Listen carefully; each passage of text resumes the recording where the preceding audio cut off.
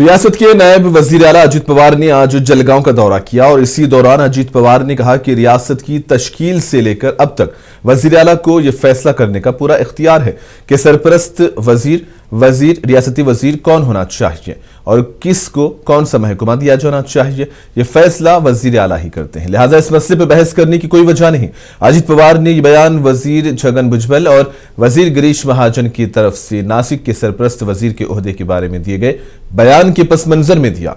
जलगांव जिले में 29 शहीद फौजियों की यादगार के लिए 4.5 करोड़ रुपए का मुतालबा किया गया।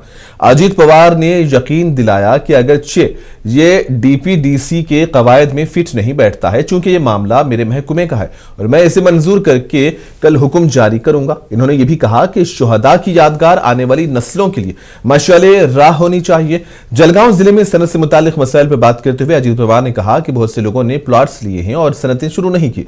ऐसे लोगों को जल्द नोटिस देकर प्लाट वापस लेकर नए सनतकारों को दिए जाएंगे।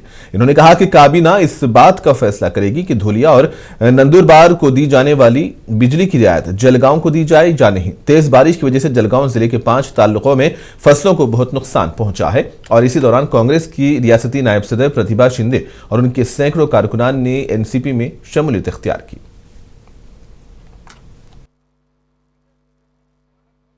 आता मला तोही मुद्दा काढला। आता 4,600 कोटी रुपये रिलीज केलेले आहे। मी मुंबईला गेल्यानंतर उद्याच्याला पुन्हा आढावा घेऊन आता इथल्या आमच्या एसींनी सांगितलं की इथं अजून ॲडिशनलचे 300 कोटी रुपये तातडीनं पाहिजे, तर तशा पद्धतीनं ते पैसे रिलीज केले जातील आणि कुठल्याही परिस्थितीत कुठल्या कामावर परिणाम होणार नाही याबद्दलची काळजी खबरदारी महायुतीचं सरकार म्हणून आम्ही घेऊ। त्याबद्दल पॉलिसी बदलली गेली।